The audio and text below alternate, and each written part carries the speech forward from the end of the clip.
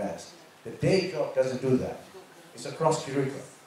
So we need to look at how we're going to produce that, and how we can make that happen, and how technology can help us. One of the challenges we have is in this region is the diverse educational systems, and also the trust between information sharing among countries and institutions is important. But it's not there. Priorities are shifting.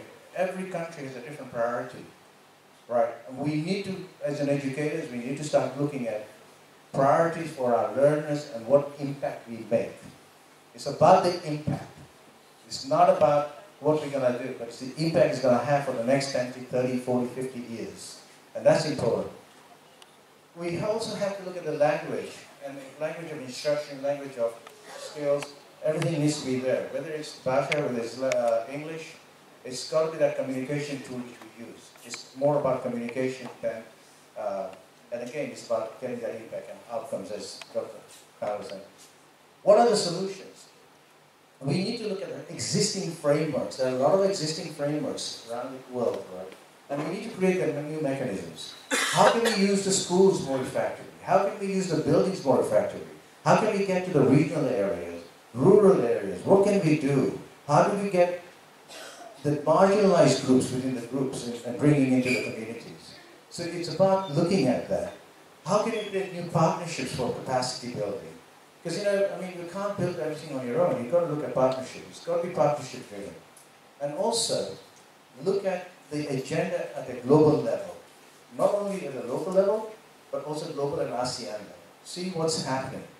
I know that nationalism is we first and then everybody else, but I think we need to look at, because the workforce is going to change, multinationals working on remote areas, you will be working differently. So our learners for the next 10, 15 years will be working differently.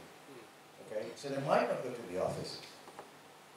So, what are the challenges in our systems, right? The fact that every child has a right to an education, hey, I've seen that. Even in England, we don't honor that, right? We have to look at that as an education. Everybody has got a right to live, every child has a right to an education, right? So we need to make that in place. We are focusing on academic rather than the core competencies.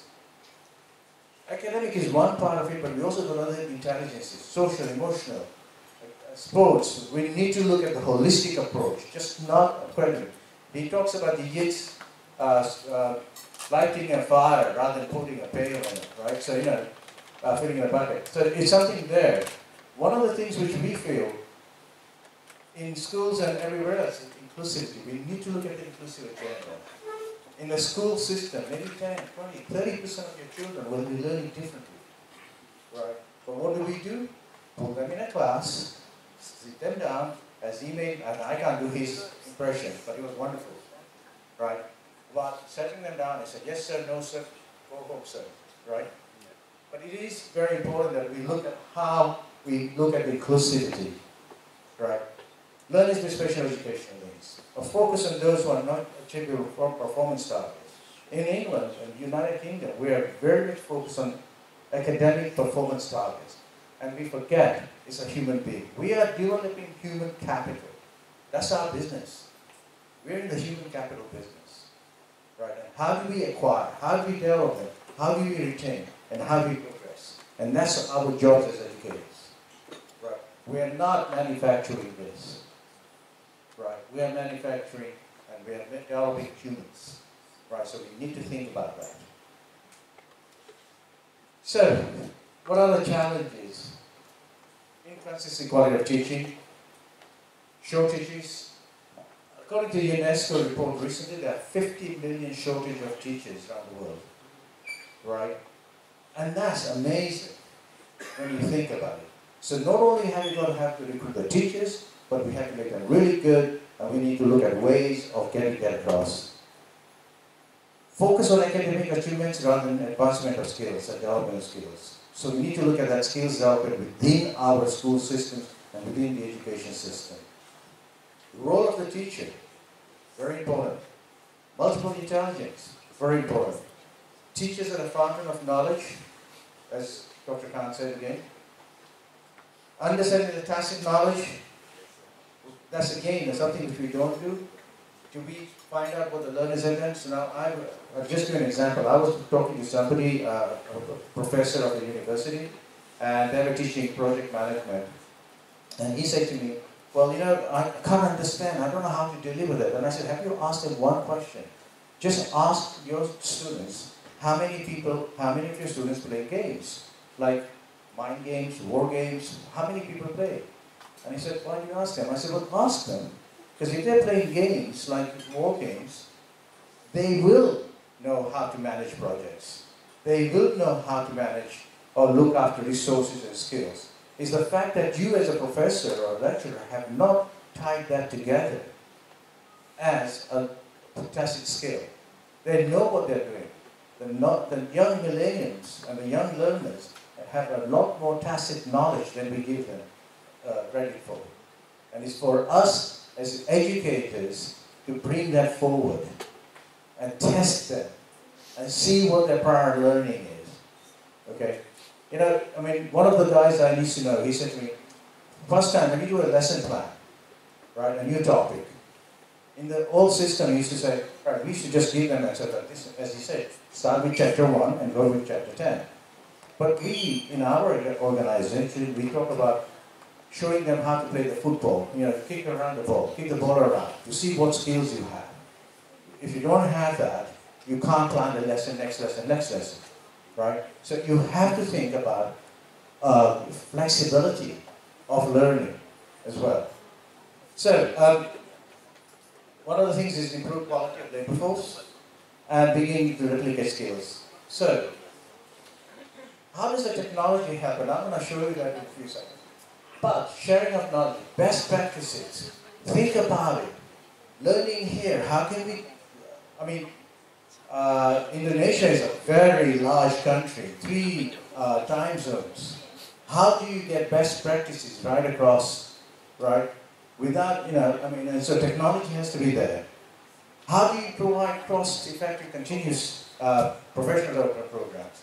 We can't get everybody to come and listen to Professor Khan in one place. We need a lot of him. We need to make a lot of you, you know? Cut him up and, you know, push him out there. But how can we get his expertise around Indonesia? And we need to look at how we use the technology as well there. Opening minds in new and include areas. Now, I've learned 3 more C's today, but I talked about 4 C's, but Professor has given me 3 more C's to think about. Okay. Additional resources to improve learner engagement. Learner engagement. If you engage a learner, you can take them on a journey. If you don't engage a learner, they'll just, nobody home. Lights are out. Okay? Engagement is going to be the next word. Right? Providing empowerment. That's technology will allow you to do it. Independent learning, yes, it does allow you to do that. But it also gives you ability to look at it. Right. So how do we deliver our education? There it is. That's a model. But we actually deliver like that. Right. We have our teachers based in UK. We have a new teacher based in Brunei. But they deliver in this format. Right. So it's not a future, it's here. Right. So, I mean, I won't go through because he went through that. But the technology allows us personalization. When I started this 23 years ago, technology allowed me to put the learner in the center of the learning process. Currently, the learner is nowhere in the center. It's anywhere but the center. And the learner should be blended. It also allows us personalization. In my online school, we don't have year groups. We saw on the ability levels. Right, the right abilities, we can put them in the right groups. Okay. So we make that. Right, I'm going to go through, this is our approach to blended learning, and we'll go talk about it later. Okay, so let me just run through very quickly, because I'm told I've not got enough time. Right, let me get this video clip. That's what I want to show you.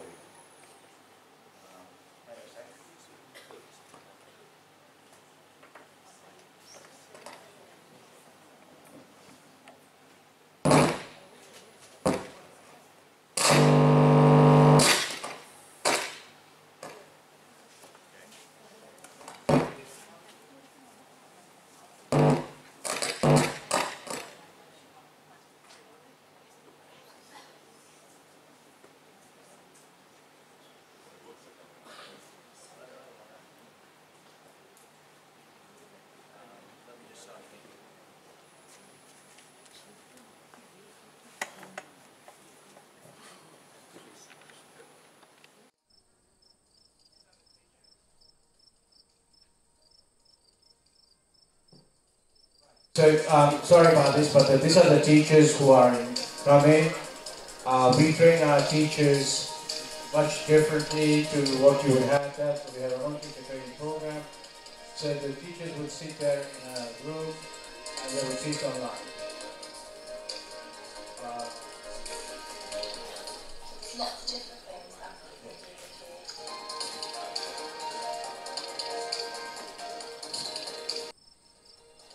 So the teachers basically will have the whole thing. It doesn't matter where the student comes from. We right now got students coming from Asia, Middle East, and also that. So we have very flexible learning.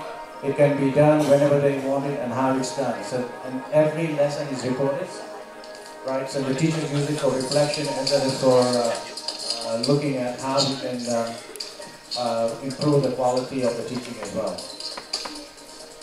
Thank you, Mr. Patel. Basically, we are realizing Education 4.0 here is flexible delivery, anywhere, anytime, where technology is being used. Teacher can be here, students can be anywhere in the world, but the impact here is basically using technology. However, it may not be the solution, because if you go to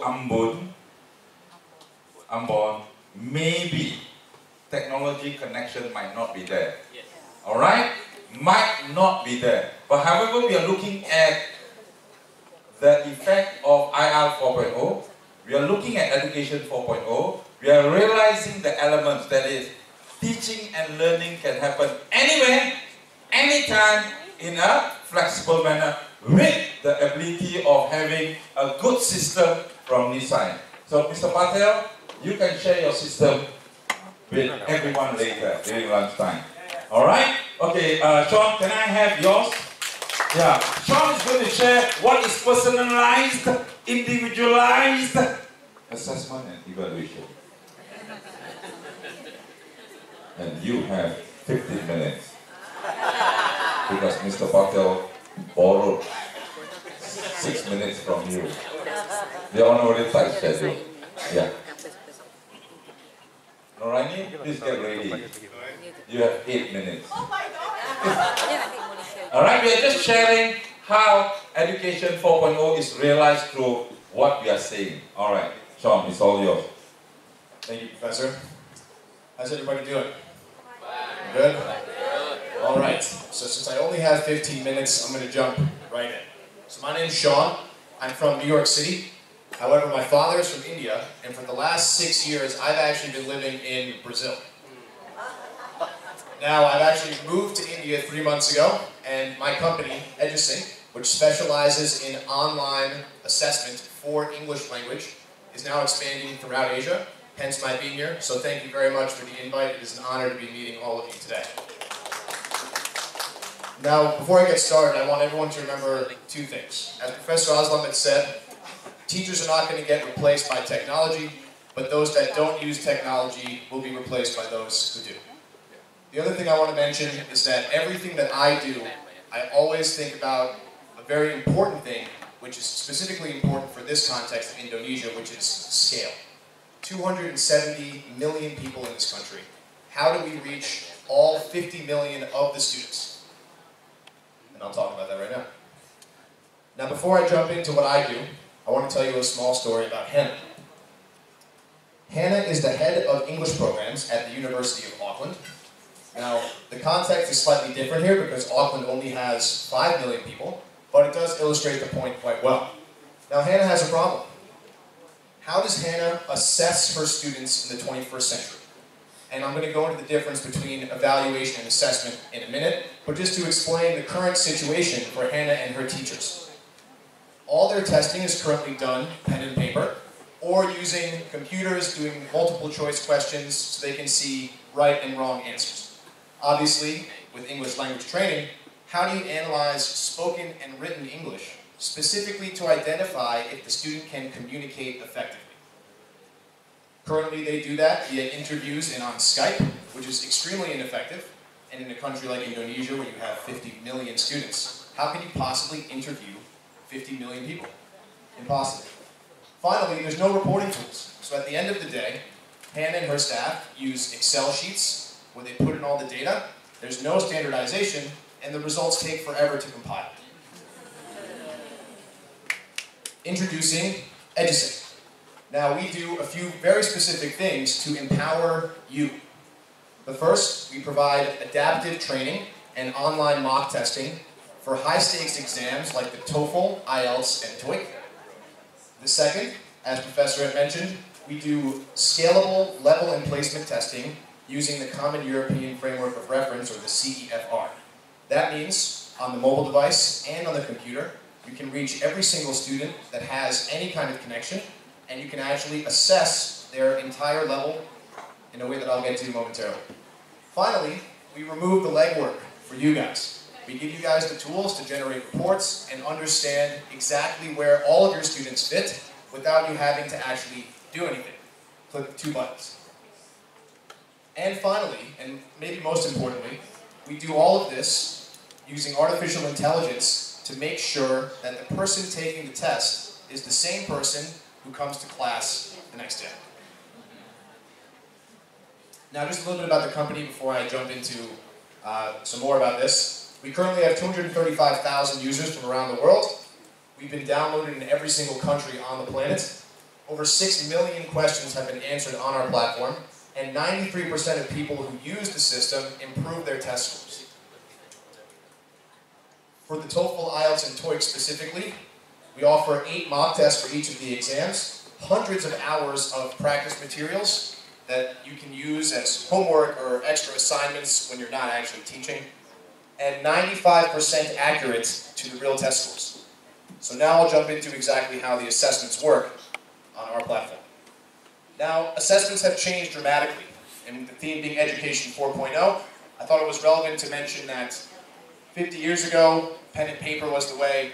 When computers came out, multiple choice testing obviously got quite common, but now things have changed dramatically.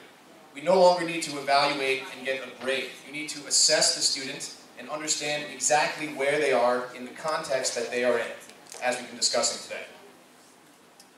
Now, what is the difference between assessment and evaluation? Evaluation specifically focuses on grades and may not actually reflect what the student is learning. You don't understand the context. Now, assessment, which is what we do, and what is crucial in 21st century education, is actually understanding everything there is to know about the student when he's doing his test.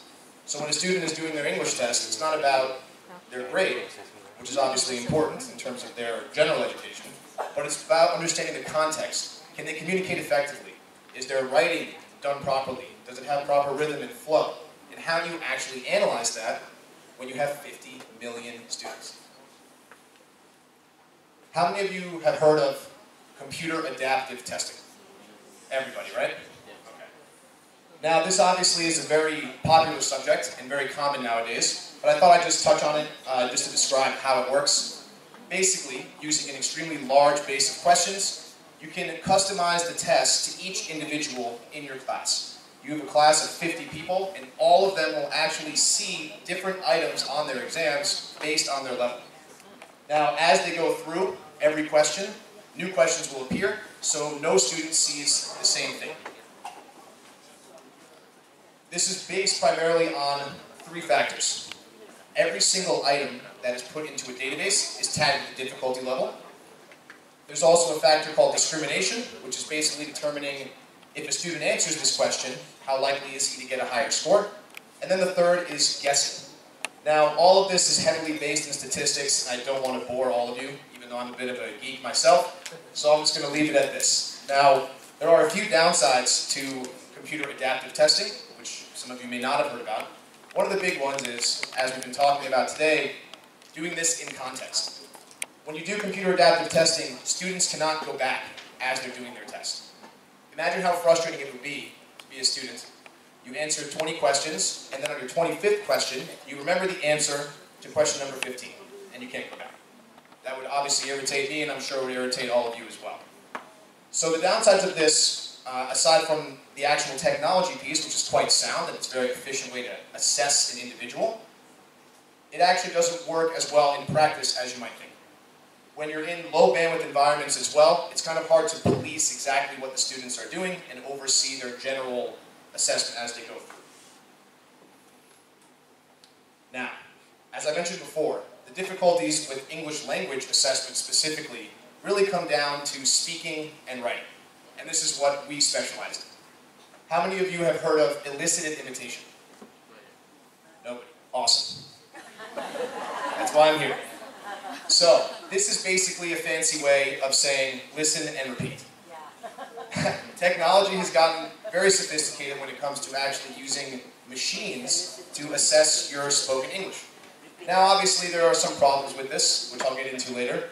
The big one really being context. If you speak into a computer for 5 minutes, and the question asks you to talk about where you went last summer, but you respond talking about your day today, how can the computer actually recognize what it is that you're talking about? The short answer is it cannot. So, the way that this works, you basically speak into the computer in bite-sized phrases, and using pre-recorded phrases done by a native speaker, the computer will actually match the sound pattern of what you say with what's previously recorded. This actually works reasonably well. However, in the context of actually communicating, it's actually quite difficult to implement. How can you possibly tell a student that he's ready to go get a job at a multinational company when he can only speak 5 to 6 words at a time? Now again, this uses similar adaptive theories that are highly complex, that actually iterate through and feed the student questions based on their level. Now I've done many of these exams, and being a native speaker myself, as you progress through, it gets very difficult to actually implement this. By the end of the test, they feed you a 10-second long phrase in English, moving at twice the speed that I'm speaking now. It's hard to even remember what's being said. So again, really understanding how to assess a student in context, right? This is a very sophisticated way to assess a student, but not actually practical when it comes down to doing it in real life. Now, the similar technology exists for writing. Writing is actually much easier because there are ways you can actually feed a machine thousands of essays responding to the same question, and the machine can determine patterns and then actually be able to recognize if the student is doing his writing effectively. Again, this is not 100% accurate, and it sounds much more romantic than it actually is when trying to implement it in real life. Now, this is what we do, and I think that this is actually the most effective way of doing this, even at scale. On the editing platform, learners will actually log into their computer or their cell phone, and they'll actually record their voice into the device, or write an essay. We then use a staff of 1,000 certified English professors from around the world who will then receive the spoken and written submissions and analyze them. Now keep in mind, this would be considered low tech, right? This is kind of like the Uber of English tests, if you will. All the teachers are the drivers and the students are the ones ordering the cars. Within 24 hours, all of you would then receive a detailed report, fully analyzing the student in context, speaking, writing, reading, and listening. Just to show you how detailed we get with our speaking analysis specifically. I don't know if you guys can see this, so I'll just read it out. Some of the skills we analyze: fluency and coherence, vocab usage, grammatical range and accuracy, and maybe most importantly is accent and pronunciation. Now this is obviously something that changes from country to country. So being able to analyze that in the context of Indonesia becomes tremendously important to make sure that you guys get the full picture of how your students are learning. Now, as I mentioned, in India, which is very common, the person who takes the English test is not the same guy who shows up to work the next day. I'll be honest with you, I've taken some English tests from my friends in Brazil too. So how we actually prevent this from happening, we using the webcam on the computer and some sophisticated tech under the sheets, we actually can track what the student is doing to make sure his friend isn't under the table giving him the answers. Using the webcam, we can track the retinas to see where they're moving. If they look off the screen for too long, red flag. If the student is speaking when he's not supposed to be, red flag. Multiple voices in the same room, red flag. If they move the mouse to the corner of the page, try to open a window, my face pops up on the screen. Get back to it. Red flag. Anyway, there are a number of ways we actually can go about making sure that the guy taking the test or girl taking the test is the person who should be. We also have the ability to use this with any kind of content. So this allows you to actually move beyond a TOEFL, IELTS, or TOEIC, and using tests that LIA is using in context in the different classes. Put it on the system, and it all works seamlessly, both on the web and mobile device. And this is assessment in the 21st century. Thank you guys very much. Thank you.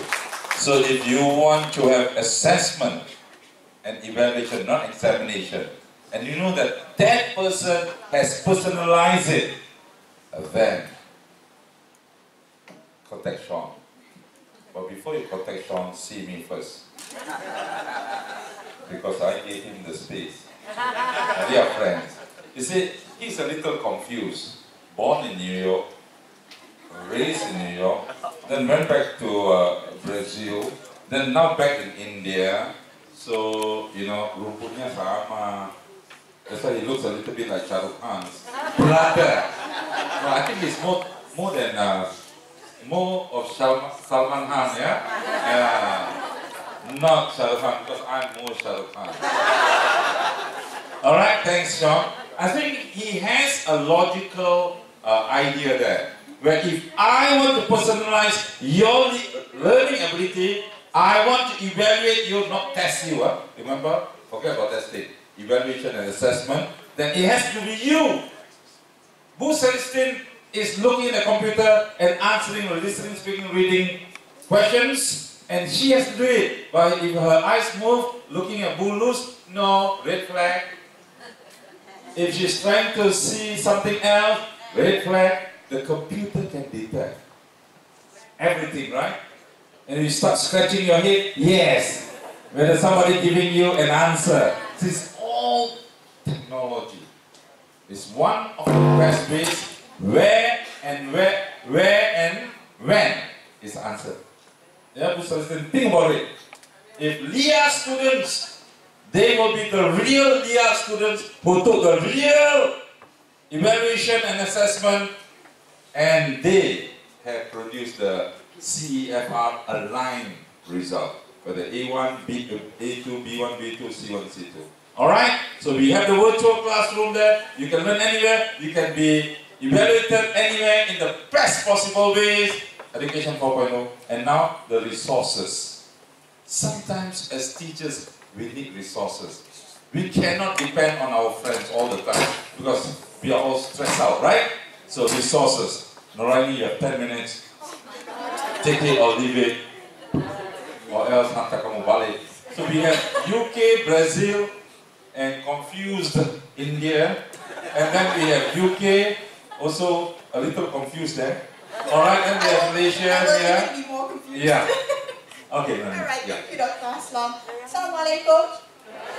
Hi, very good morning to all of you. I'm Noraini Muhammad Noor, Regional Trainer for Scholastic. As you already know, Scholastic is the world's largest children's publisher. And not only do we publish children's books, but we also publish popular novels like Harry Potter, Dogman, Geronimo Stilton, and many others. And we also publish professional development resources for teachers as well. And we also do have digital resources that will help you to particularly help your students to promote their reading growth as well as develop successful and motivated readers of English. Okay? Let's have a look. First, what do we know about reading? Many research have reported that reading ability impacts all areas of instruction and academic achievement, right or not? Yes. And the more children read, what will happen to them? The better readers they become, right? Yep. And then our partner, Mathematics, I will tell you more about Mathematics. They have done research over 30 years ago, and they have found out that reading books that match with the student's reading ability, reading level, will actually optimize their reading development. Okay? And strong readers have higher content knowledge and perform better in school. Yeah? Do you agree? Yes. Okay. So what are the principles of reading? Let's have a quick look. So in order to provide students with the right reading material, yeah, they should read text which they can understand. What happens if I give you a text that is too difficult for you to understand? You will get frustrated, you will stop reading immediately, right? Yeah? The vocabulary is hard, the sentence structures are, oh my god, give you a headache. But what if I give you a text that is too easy for you to understand? Yeah, it's easy reading. You understand all the words, you understand the sentence structures, but it's easy reading and it doesn't challenge you enough to improve, right? Alright, so the text must be well within your students' reading proficiency. It shouldn't be too easy, too hard, okay? And by knowing that students need the right text for them to read and understand, it will actually encourage them, motivate them, and nurture them into independent, lifelong reading habits. Okay? So now that we know the role of reading, yeah, how reading actually plays in our students' personal and academic development, I have two questions for you. One, how do you identify every student's reading ability to target instruction, yeah, in class, and match your students to the right books to optimize their reading growth? Any answer? How? You're asking me the question. And how do you motivate students of every ability to read more? Okay. Now, have you heard of the Lexar framework for reading? How many of you have heard of it? How many? Can I see some hands? Very few of you. Most of you haven't heard about it, yeah? So it's a reading assessment tool, yeah? Which measures students' reading comprehension skills, and there is a developmental scale, yeah, that links the English reading materials and also the English readers. That means your students or yourselves to optimize their reading growth over time. So the Lexar framework for reading actually has a Lexar analyzer that measures the complexity of the reading material and it will give it a numerical value to it. Yeah? And then it also measures English reading ability of your individual students. So your student, for example, they take a Lexar assessment and at the end of the test, it will tell them that they're reading at 800 Lexar level. That is their reading level. And Lexar assessment also matches your students to the right books. That means they should be reading a book with similar Lexar measure of the book. Okay? So this is the developmental continuum for Lexar scale. So it ranges from below 0L, yeah, like a thermometer, right? So if your students are reading below 0 Lexar, that means they are beginning readers of English. That means they are on the journey of learning how to read fluently, they are learning phonics, they're learning some words, right? But if the students have gone up to, let's say, 1,200 and above, they are advanced readers of English. That means they are reading to learn. So here, they learn to read. Over there, they're reading to learn. Okay? So the Lexar components have got three. One, assessment, that measures your students' reading comprehension ability. And this scale is connected to Scholastic Literacy Pro or Lit Pro. Okay? And then in addition to the assessment, we also have text measurement or leveling that matches students to the right text based on their Lexar reading level. Yeah? And then the Lexar component also comes with interpretive framework reports for you to evaluate students' reading achievement and growth, yeah? And basically for you to interpret the results, yeah? Like for example, you will know what is the text demand for students in primary school, in secondary school. And then the results will help you to track your students' reading growth developmentally, yeah? And the measures will provide you with actionable feedback, yeah? To teachers as well as to school leaders, yeah? And for example, you can use the data to drive your instruction in class, okay? Like, do I need to give my students one-size-fits-all text? Or should I differentiate instruction, which I will talk more about it later, okay? Like for example, support weak readers to improve and challenge good readers to continue to improve. So this text complexity measure called Lexile is recognized as the most widely used unified measure of reading worldwide. Yeah? Over 100 million reading materials, including books, articles, as well as online content, have Lexile measures. Yeah? And then, how do we use Lexile measures? So basically, it helps to connect your students of all ages with the right resources at the right level of challenge. Yeah? So that we can help them to prepare for the text demand in college or as well as for career readiness. Okay? So Lexile measures have been used in US schools throughout all the 50 states. So about half of American students in grades 3 to 12 are receiving their Lexile measure every academic year. Yeah? And the Common Core state standards in the US dictates that Lexile is used to provide text complexity, difficulty of the text, and then corresponding Lexile ranges that students should be able to read by the end of each level, grade level. Yeah? So there's the grade level of the students, and then there are text Lexile ranges that match the student's grade level, and this will determine at what text difficulty the students should be reading to make sure that they are prepared for the reading demands in college or in the workforce. Okay? Critical questions when it comes to Lexile framework for reading. Are your students being prepared for the English reading demands of primary and secondary schools? No. Are students being prepared for the English reading demands of colleges and universities? No. Are students being prepared for the reading demands of the global workplace? So this is where Lexile can actually help you to prepare your students. Okay? Here are some examples of text difficulty for Harry Potter. Who likes Harry Potter? So you can see the tale of Harry Potter and Half-Blood Prince is about 1,030, whereas the rest are about 800 to 900, 500 to 900 plus. Who likes to read novels? Here are examples of text difficulty for novels. Yeah.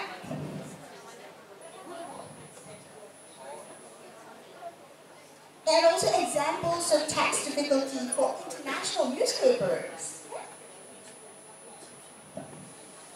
Alright. And here are what mathematics provides for examples of text difficulty for university textbooks. Yeah? Alright. So you can see calculus, engineering, marketing, psychology, chemistry. Okay.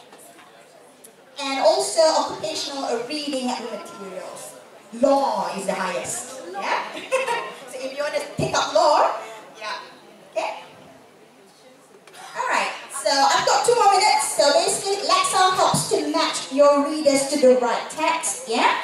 And basically, according to our partner, Mathematics Research of over 30 years, they say in order to help students to optimize reading growth, they should know their Lexile score, their reading ability, and then they should select books that are measured between -100 Lexile to +50 Lexile their reading score.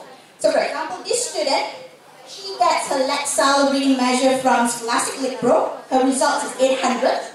Yeah? And then Scholastic Lit Pro also provides her with a personalized recommended reading list that matches to her reading level in Lexile. So she should be reading anywhere between 700 to 850 Lexile. Okay? So what are the benefits of reading between 100 below to 50 Lexile above?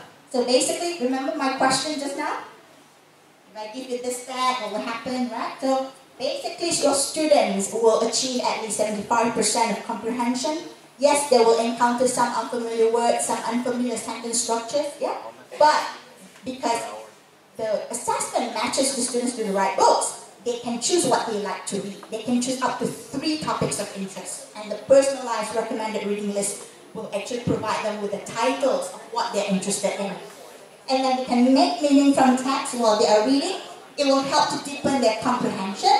And it will also help them to apply and build reading comprehension skills that you have covered in class, for example. And most importantly, the more they read, it will also help them to develop their critical thinking skills. Alright, I'll tell you more about this after lunch. Thank you. Alright, thank you, Noraini. Now, the person who really made it possible to plug them from US, UK, and from Malaysia is my friend, Keith Tong. He's the man who owns the biggest bookshop in Malaysia, who is the chairman of Book Publishers Malaysia, and he's my friend. He listens to what I say. All right, Keith, come here. So please give them 2 minutes, yeah? 2 minutes for you to share with them what you can offer to them. Free. Thank you, man. Okay, 2 minutes. Okay, maybe I just share with you the success story of, we actually have hundreds of partners, but we specifically chose these 3 because it has to be relevant and have the context as such. Like say, like Dr. Drew, in the UK government actually outsourced 400 schools for him to teach online. Alright? These teachers actually go online, open a computer, alright, and teaches all the schools around UK, especially some of the schools that have primary. Say that particular class or that particular school only have 6 students. How do you send 8 teachers to teach 8 subjects? It will cost the government too much money. So the government actually get him to teach them online. Or sometimes there could be Gurid that's cacat, disabled, cannot get out of the house. Or some will get infection very easy, or some may have been involved in an accident. So whatever challenges, they can actually deliver the lessons right into the bedroom, or right into the library, or right into the community center, so they can actually do that. Now, what is the angle of a possibility of how they can work with you? They may actually help you to do an online school as well, where they can actually teach whole Indonesia online, alright? Or there may be specific subject that you may want to learn, but you may not have local expertise there. Then they find the best person in the UK and deliver the classes online for teachers, especially CPD, Continual Professional Development. Continual Professional Development is that all of us must continue learning, lifelong learning. If not, you will be left behind and the students will be much ahead of you. So there's one possibility. Now the other thing Sean's side is that he is a specialist in creating tests, whatever test that is standardized. Now in Thailand, every student has to take the TOEIC test before they graduate, so that you are employable. In the end, whatever we talk about education is that, can I earn a living? Can I cari makan or not? Will my kids survive? Will they be able to earn wages? This is the back of everyone's economy, is the end outcome that we want actually. So they actually create the test, and the king actually paid for all the tests for the universities, and the universities actually, Rajabat, and the university actually uses the program for the students. Now, the other thing in Malaysia we're thinking about is to create a personalized Malaysian MOE test. Alright? Now we can also create a personalized LIA test with your own standards for your own people actually. So there could be an application on that. And finally for the Lexile test. Now Lexile test in Malaysia, most of the international schools are using it as a placement test for the students. So they know, basically very simple, what is the level of the kung fu or the level of standard the student is. Sometimes when they're about to go overseas and the parents spend a lot of money to go overseas, but the English tak boleh pakai, really so low. So when they go overseas, they get bullied or they're not ready, they feel very depressed, and you're all alone before God and you don't understand English. Give me the free goods now. So, you better know where you are, whatever level. Now, when you speak to some ministers to do this for the students, they say, I will test all my teachers first to know their level. Alright? So the thing is that, like Aslam told me, you better have goodies, yeah? So the things that we prepare goodies for you. So we have spoken to Sean and spoken to Gary. Gary is the regional director for Scholastics. And we will actually give you all free trials. For Sean's side, you decide which tests you want for your teachers, whether it's CFR, TOEFL, TOEIC, or whatever test, then we let you do it. Now, it'd be great because you actually have the experience. When people talk about online assessments and so on and so forth, yeah, you heard about it, but you've never experienced it in your life. So what are we talking about? So we will give you the experience. It costs hundreds of thousands, but we're going to do it free for you. Alright? Tepuk tangan. Indonesia bisa tepuk tangan. And the other thing is that for Lexile, Gary have actually approved that you should do the Lexile test and you know your real tahap of your reading comprehension skill. Now, if your reading comprehension skill is low, doesn't matter, jangan malu. Look for intervention and improve rather than forever at that low level. Alright? Now, we see one example in Malaysia. We do the 30 seconds. The thing for the government, right? Why the O-levels papers, some years somebody gets so high marks and some years people get so low marks? Because the standard is not there. One year the O-levels paper is 1,003, it's like A-levels level. Another year the paper is like 800. So even the examiner don't know how to set the exam and the tahap that is berpatutan for that level. So it's ultimately very important. Thank you, Dr. Aslam. Thank you. Now, thank you to Mr. Kit Tong. You see, when Bu Celestine and Bu Lucid come for this, I said, if I want to come for this, I want to bring along something that's added value to this. So they came on their own from all over the world to share whatever they have with all of you. So thank you to Kit Tong, Gary there. Gary, don't forget, huh? Give free means free, you know, and all the three speakers. Now let me wrap up. Can you give me 5 minutes or so? All right. So what we were looking at is basically how we LIA teachers, English teachers, to be luar biasa, right? When you go out there, you must be luar biasa. But these people are supporting you, and I'm here. All right. So you see, we need to take away this downfall. Mulai hari ini, saat ini, this downfall must not be in LIA. Right, Bu Celestine? Right, Bapak Chairman? Bapak Chairman said all through, you know. So, bagilah tepukan to Bapak Chairman. Alright, so we cannot do this anymore. Forever. No more. I did this research in the class. Yang putihnya gurunya cakap, yang kuningnya jawapan pelajar. Good morning class, turn to page 3. Every day without fail. Today I'm going to teach poetry. You say so, but how do you know that we are going to learn? Okay, do you know what poem is? If we know, then why do we need to learn? Now ini kata-kata pelajar dan guru. It's a poetry. It's a stanza, has rhythm, puyo, rhyming pattern, tone, mood. Pelajar semua pengsan. You don't teach like that. And what the pelajar say? Oh gosh, what's that? It's so technical. Is it literature really? And then the teacher came. And normally we use a simple formula to understand a poem. We use what? Specs. Ada formula belajar literature. Looks like a math lesson. Thank you very much, I'm shutting down. So no more this. Mulai hari ini, saat ini ya Bapak, ya Bu ya. No teachers will go to turn to page 25.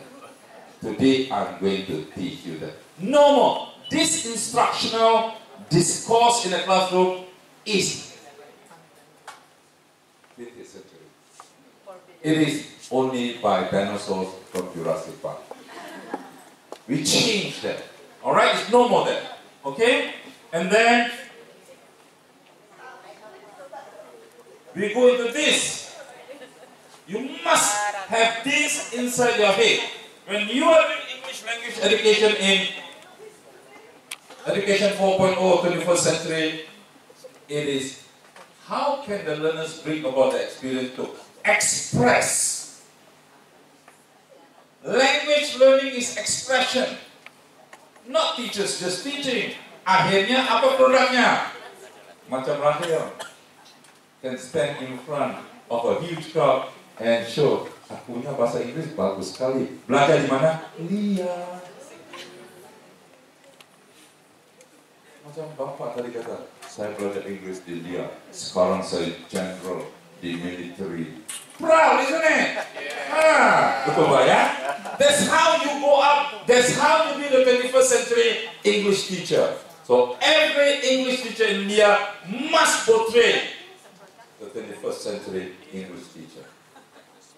Bisa? Janji? Kenapa tak ada bisa tidak janji? Ini bisa? Janji?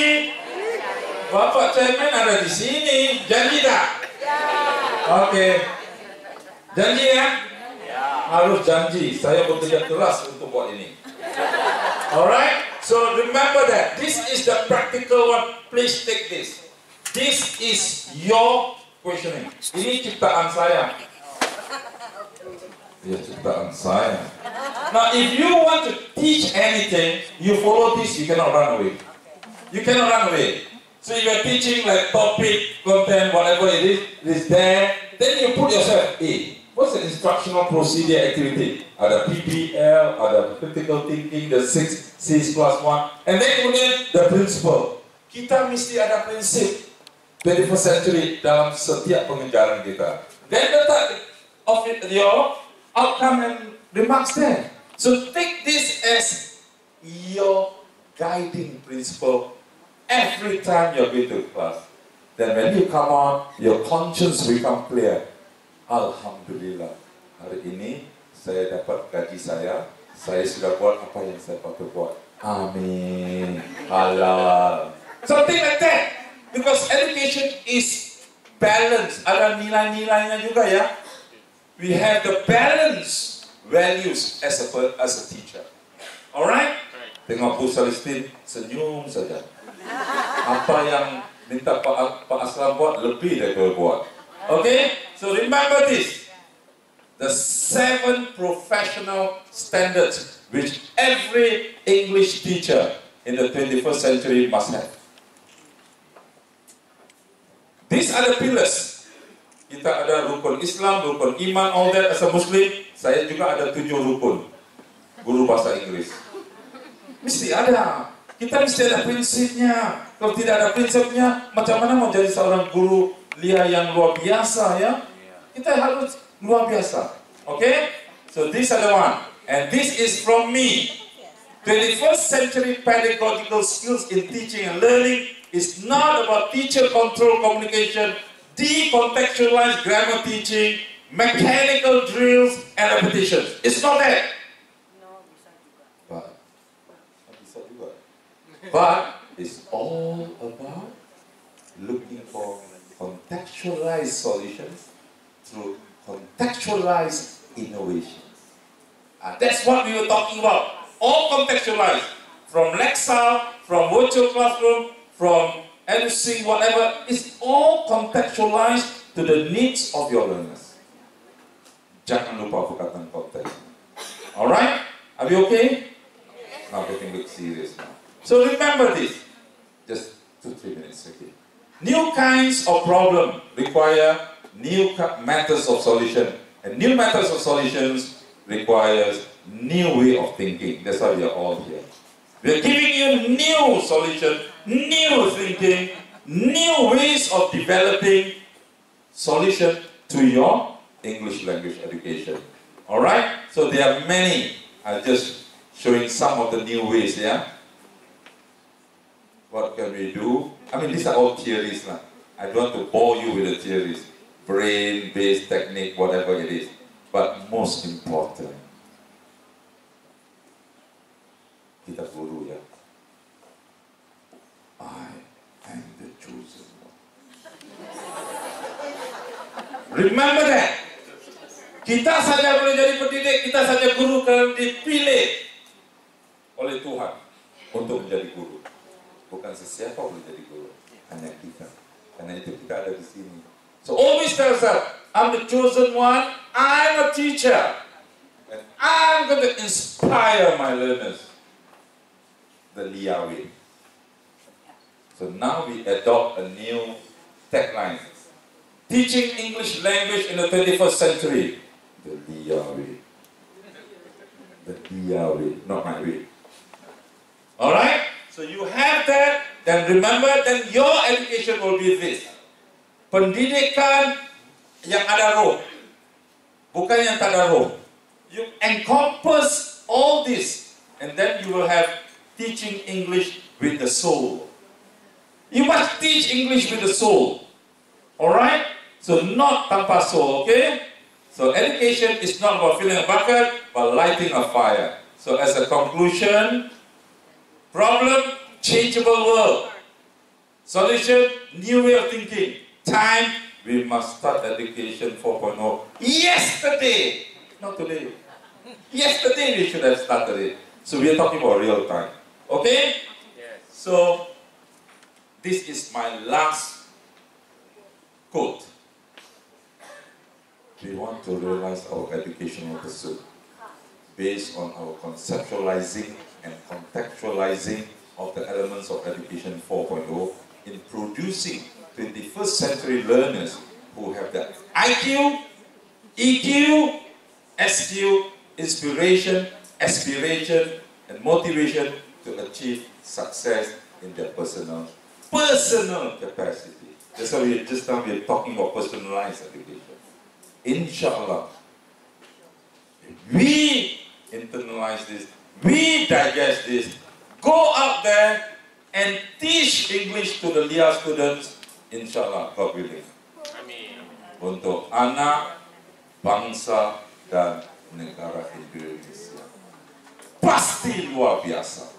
Alright? So, thank you very much. Sebelum itu, nanti dulu, jangan tepuk tangan dulu.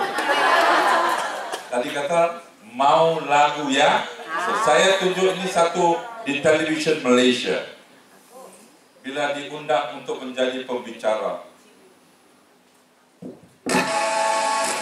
Tadi kita kongsi pula berkenaan dengan satu lagi topik ni. How to become a 21st century teacher? A quick one ya. Live on TV. I was live on TV Malaysia. Bagaimana IPGM melahirkan guru abad ke-21. Jadi ini kita nak bincangkan bersama-sama tetamu kita yang sudah pun bersedia. Iaitu pertama sekali saya nak kenalkan dekat dengan Hani. Dr. Abun Pongi merupakan setiausaha akademik Institut Pendidikan Guru Kampus Bahasa Antarabangsa Kuala Lumpur ataupun singkatannya IPGK. Selamat pagi Malaysia. Juga semangatkan juga kepada Tuan Aslam Samahs merupakan Ketua Jabatan Antarabangsa dan Korporat IPGKBA. Selamat pagi. Okey, baik. Pertama sekali, sebab tajuk ni pun cantik. IPGM melahirkan guru abad ke-21. Saya bayangkan superhero tepuk Adiwira dia macam guru abad ke-21. Jadi sebenarnya gambaran berkenaan dengan apa sebenarnya dimaksudkan dengan guru abad ke-21 ni. Mungkin doktor ataupun Pasal nak kongsikan? Faham ya bahasa Melayu Terlebih dahulu, salam sejahtera. Ini seorang pendidik juga di kampus saya. Bagi pandangan saya, guru abad ke-21 merupakan guru yang mahir dari segi kandungan, subjek yang akan diajar, boleh berfikir pada aras yang tinggi, kreatif, inovatif, dan boleh menjalankan penyelidikan untuk penambah baik. Ini ialah pendidik akademik yang sebenarnya. Okey, kita tambah sikit. Assalamualaikum dan salam sejahtera, salam satu Malaysia. Ya, guru abad ke-21 ini berbeza daripada guru. Saya gunakan bahasa Indonesia. Berbeza, lepas itu berbeza. Jadi saya sudah jadi orang Indonesia di television Malaysia. Dia lebih passionate, dia lebih ikhlas untuk menjalankan tugasnya, dan dia lebih rendahkan diri untuk mempelajari banyak lagi pedagogi yang terkini supaya dapat bersaing bukan di dalam negara dan juga di luar negara. So membawa satu tahap yang tinggi untuk pendidikan guru tahap dunia.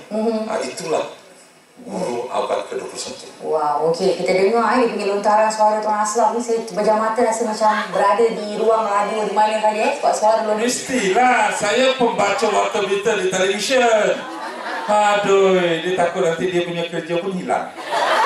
Alright, itu sedikitlah. Ini jangan lupa, we always remember, I want all of you to stand up. This is the finale for us. We are the hero. And don't forget, we are the champions. Okay, everybody, up. Okay, come on. Together. One last one before we go for lunch.